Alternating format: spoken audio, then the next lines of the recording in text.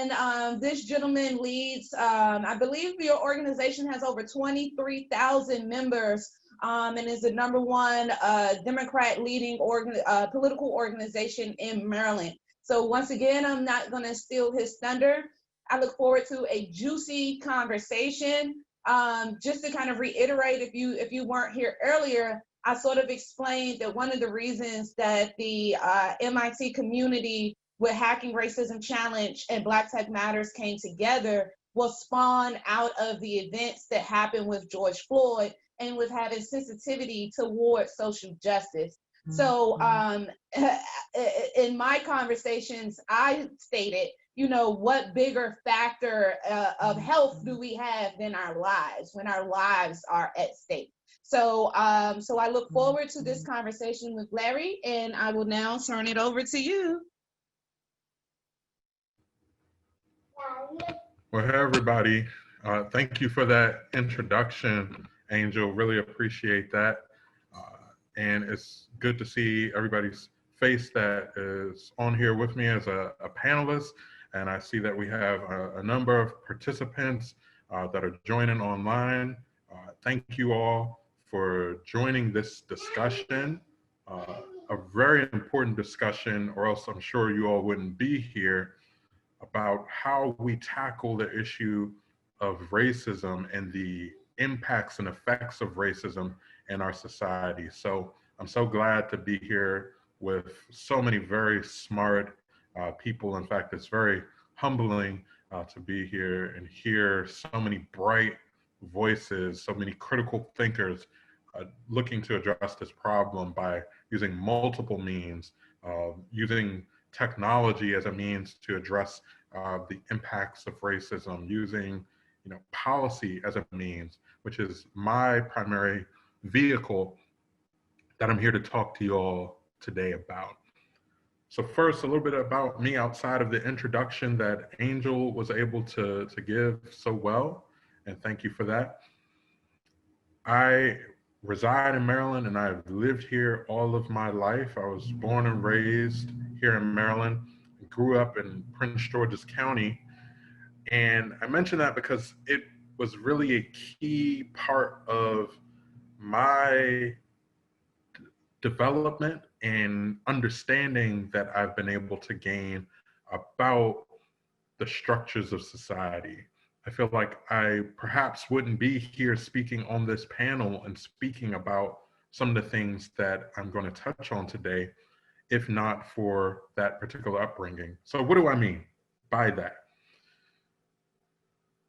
Some of you may know or be familiar with, I'm sure Angel is familiar with, Prince George's County is one of, if not the, wealthiest jurisdiction in the country where African Americans are the majority. It's something that we here in Prince George's County talk about a lot. When you hear it from our government officials, you hear it from our leaders and people who are from Prince George's County who have heard this fact stated, and it's just something that's a part of the culture here in Prince George's County. However, what it hides is an undercurrent as well. So some may think of like, well, then what does racism and white supremacy perhaps have to do with a jurisdiction such as Prince George's County? And that's where I feel like my story of life comes in and what I've experienced. So I grew up here actually with a not wealthy family, but a family where I had the benefit of what some term like the two-parent household, that kind of nuclear family upbringing that enables some to have a degree of privilege because both of my parents had a good income. My father benefited from affirmative action, actually, and was trained to be an HVAC technician, which enabled him to have a job at Walter Reed Medical Facility, working in their facility over all of the systems, keeping the hospital running from the electricity to the heat and even some of the plumbing and things of that nature. And he kept that job for well over 30 years of his life until retiring. And my mother, had an administrative job that she was able to get out of the military. So good middle class jobs, good foundation in that. However, the neighborhood I grew up in Prince George's County, and the community I came up in, and the family members that we had were people who did not necessarily have that foundation, people who did not necessarily have those degrees of privilege in their lives. And so living in the community in Riverdale and going to the schools I went to, I very early on began to see and experience myself the impacts of what we call this kind of racial caste system or white supremacist system that I grew up in, where I would see most of my friends when I would go to their house to play or just hang out, they didn't have food in their refrigerator. When I would stay over with some of my family members, actually, and want to spend the night, like they didn't even have like beds to sleep on. Sometimes it was like just a mattress on the floor, or people would sleep on the couch or something of that nature. And I began early on just to notice the difference between how people lived. Another thing I experienced early in my life that brought me to where I am today is my experience just walking home in a neighborhood that was mine, that I was so familiar with, so comfortable with. At a certain point in my life, I would just I didn't have a car, was young, and everybody knows what it's like when you don't have a car. Sometimes you either hitch a ride or you just make a way. And I used to be willing to walk to some places that were somewhat far, but I wanted to get where I wanted to hang out at, or to a friend's house. I would walk on certain days. And I was walking back home one day from the mall, and I remember seeing somebody taking off running behind me, actually. And I didn't think too much of it at first, but then I saw two people actually chasing this person. And I like turned around and actually watched it, and I began to realize that these two people were actually police. They weren't wearing uniforms. As a matter of fact, I still remember to this day, I don't know if anybody has watched wrestling who's watching this today, but you can throw in the chat if you watched wrestling. One of them was a white police officer that if you looked at him, he kind of looked like John Cena from wrestling because he had this jersey on. And I think the idea was that he was trying to fit into a community like ours. At the time, jerseys were a big thing in the Black community. And he was chasing him down. And then they caught him up at the door of his house, and when they caught him, they threw him like to the ground. They were wrestling. There was a struggle on the porch of the house where they were trying to get him up, trying to take him somewhere. And eventually, like, they just started hitting him just with their batons. One had the back of what looked like some type of rifle, but a weapon of some sort, and was hitting him with the back of that. And I just was taking it all in. And as I observed this, I saw that an officer start to approach me, and he asked what I was doing there. I said I was just walking home, and I happened to see something going on, and so I'm sitting here and I'm watching. And he said, "Well, you need to go home right now." And I said, I was a little resistant at the time, so I said, "No, I don't really want to go home right now. I want to see what's going to go on and make sure that this person is safe. You're hitting him." And he said, "I don't think you understand. You really need to leave right now." And that's when he drew his gun on me, right? And then I said, "You're not going to shoot me right here in the middle of the street, are you? Like just out in broad daylight? It wasn't like it was like midnight or some late night. It was the middle of the day." And he said, what amounted to, in my memory, he cocked his gun back and said, "Try me," basically. And that's when I like jetted out of there and went home.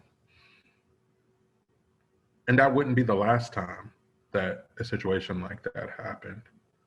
It'd be one of multiple times, actually. And that to me was my first experience with the powerlessness that we can have when it comes to white supremacy in our communities. And I've dedicated my life since then to fighting against a system that allows that to happen. And I see, Angel, you're back on. And are we going to go into some type of Q&A now, or? Yeah, we're going to go into Q&A, and in the name of keeping it real for a moment, just to let everybody know that this doesn't just happen to Black men. I am a pretty light-skinned female. And my first instance, Larry, you actually just jolted me back to that, was actually when I was in college. I was at a Halloween party. I had parked on campus, but it was in the apartments adjacent to the campus. It's still technically campus property. I had my decal. I had all the proper things that I needed to have. And I'm in, Newport News, Virginia, a very racist part of Virginia. And I ended up coming out because my car was getting towed. I tried to tell the tow truck driver that I had my proper decal and, he was illegally towing me. He then tells me to go about my business. I then called the police. Because my car is getting towed illegally. The police shows up, has a conversation with the tow truck driver, and then the police tells me to shut up. And I'm like, whoa, what is happening here? And being from DC, I naively, Chocolate City, I naively had truly not experienced racism. I had not experienced someone dismissing me because of the color of my skin. It just made absolutely no sense. I loved the police up until that point. I'm from Capitol Hill. We see police every day. And this police officer literally arrested me for disturbing the peace because I was trying to inform him that the tow truck driver was taking my car. And then I ended up in jail and had to call my parents from jail. And my mother was like, what? And I'm a straight A student. I'm a straight A honors light-skinned female. So imagine what is happening to men and just Black people in general across the country. So I kind of want to bring this into the scope of the conversation. How that then impacts our health. How that then I'm shaking right now, just thinking about it.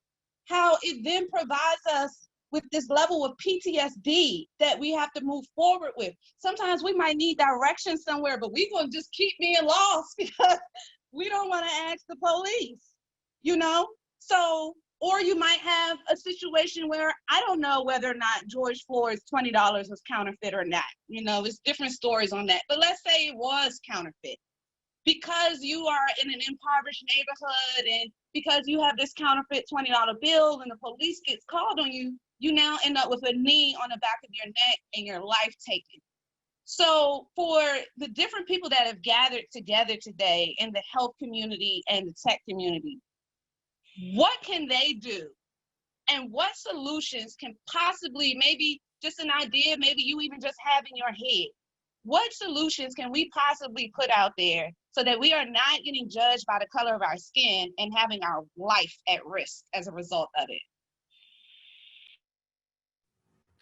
Yep. So would it now be a good time to go into my presentation, or do we want to wait till after the Q&A? So that's okay. We're probably going to have to skip past that. I thought that was your presentation, but we could just go ahead into the Q&A. Okay. Yeah. So, I mean, to kick that off then, like in terms of what solutions, so what I do now with community organizing, and Progressive Maryland is a community-based political organization as well.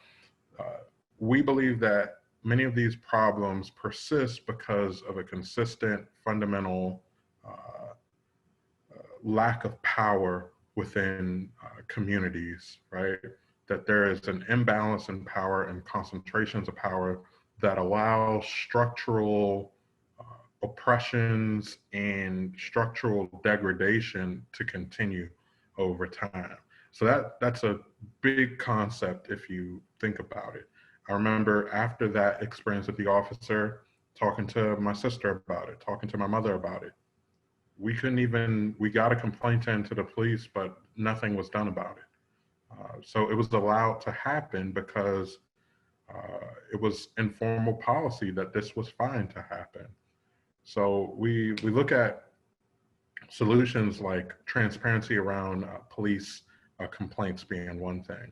In Maryland, we have a law enforcement officers Bill of Rights. Actually, we were one of the first in the country, if not the first, to pass such a piece of legislation, which protects and shields officers.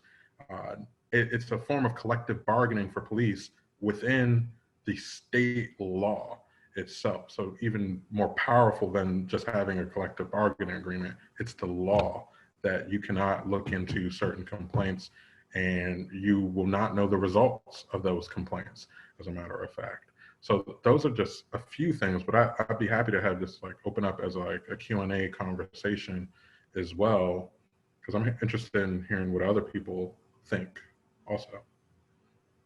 Yeah, so we have some questions from the audience asking about the intersection between police and healthcare with data sharing and police involvement and mental health. And recently I attended a seminar that was being hosted by TechCrunch, and it was kind of getting at what you were just talking about in terms of accountability. And there was a stat quoted where somewhere around 80% of police officers are able to get reinstated back into their same department.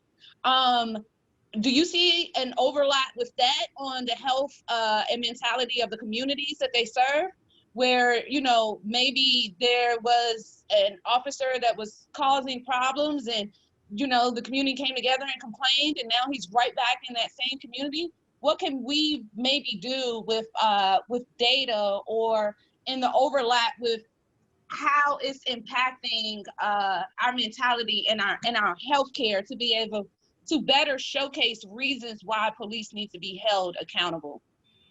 Yeah, so I know for a fact in Maryland, one of our state delegates is a good friend of mine, Delegate Gabriel Acevero, has been proposing something called Anton's Law, where there was a situation on, I believe, the Eastern Shore of Maryland, where an officer winds up killing a young man, and it's later discovered by this community that this officer had a record of abuses and misconduct for some time, actually transferring from another jurisdiction.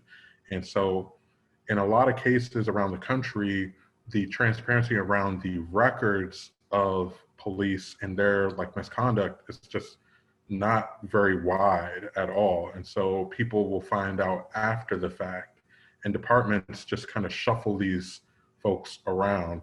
Usually they may not put them right back in that community, but that person who is an officer will then go into a neighboring jurisdiction.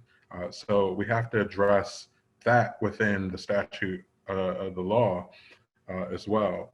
The other thing that you speak to in terms of healthcare, so there's a lot of people have probably heard the conversations around defunding the police, right? And understanding what that means in terms of divest, it's a divest invest strategy in which, so currently, for example, far too often, police are the first responders to mental health crisis in most communities across the country.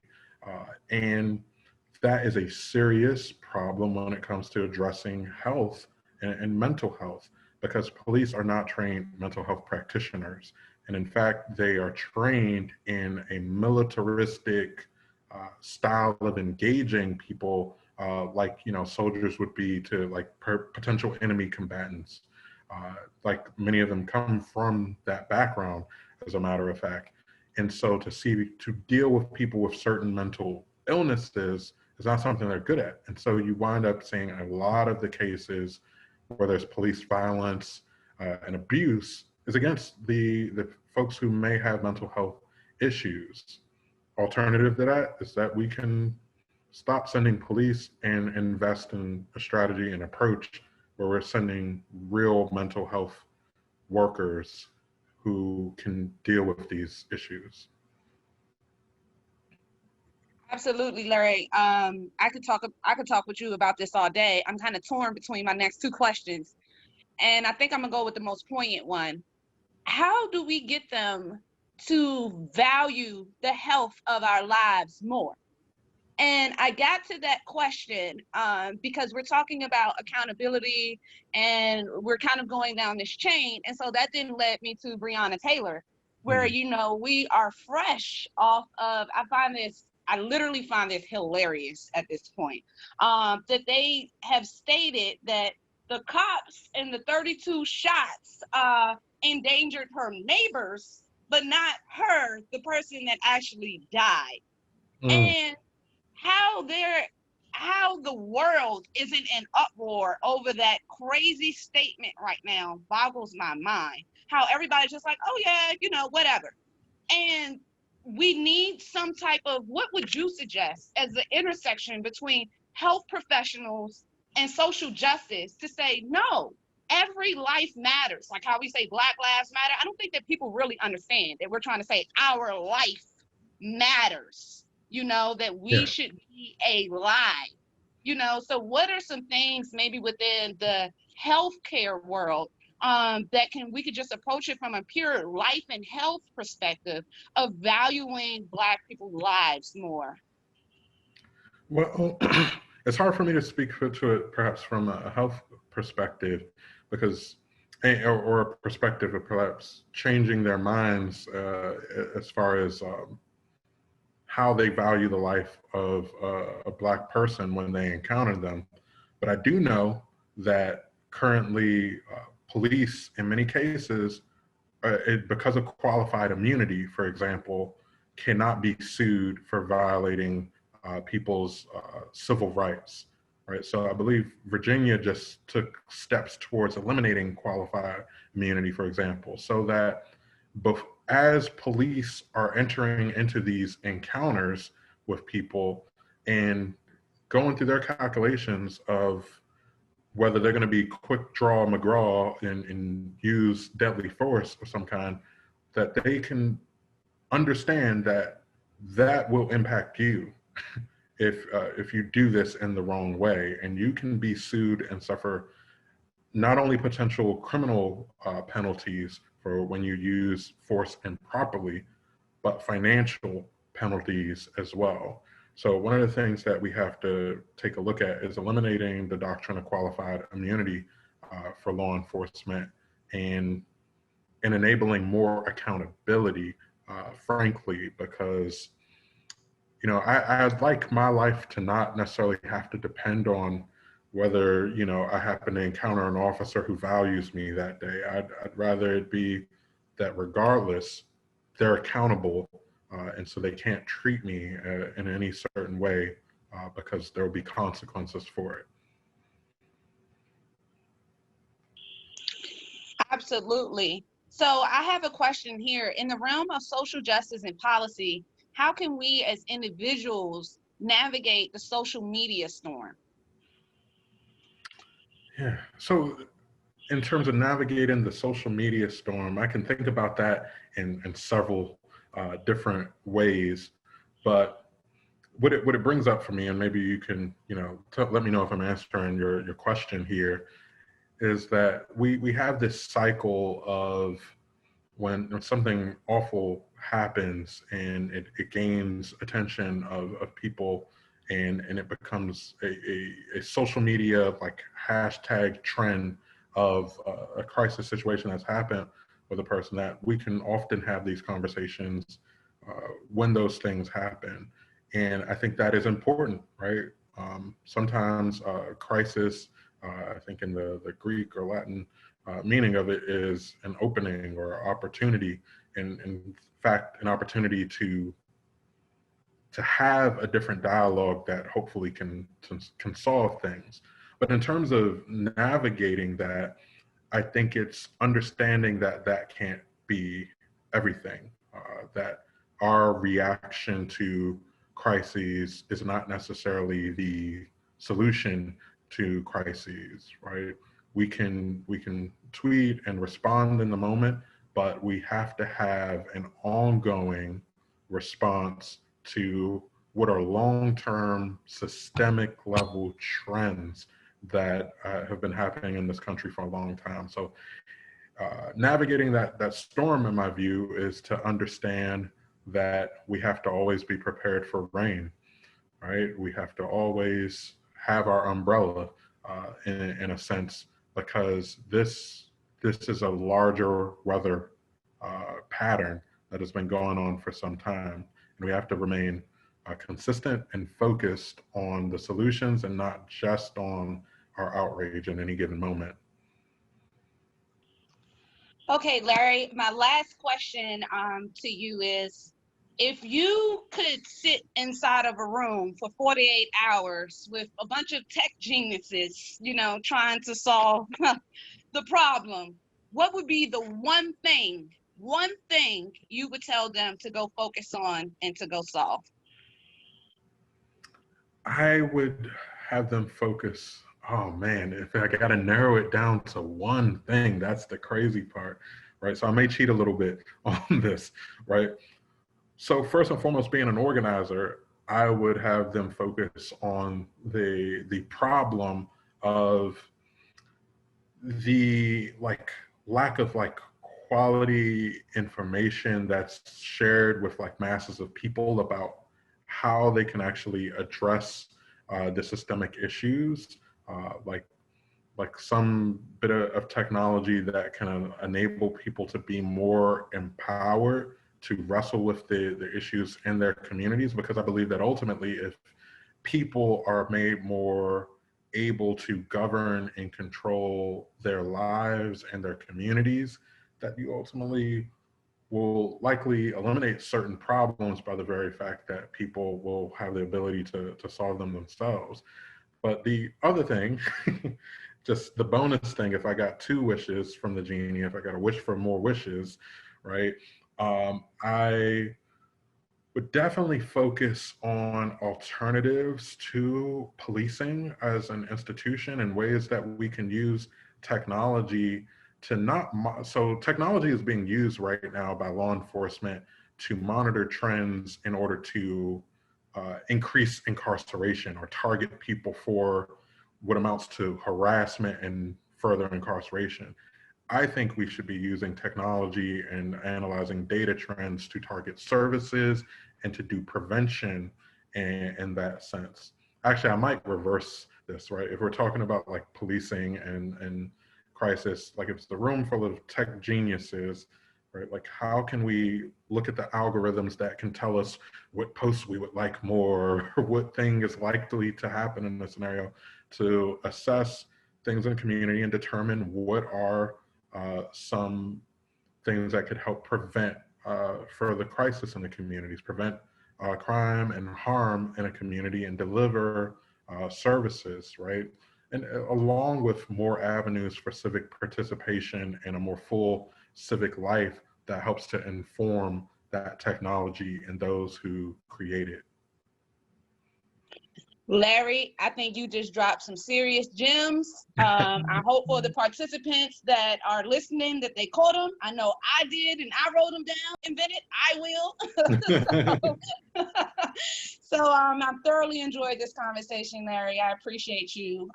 And now we're going to transition to our next panel. Thank you, Larry. All right, thank you.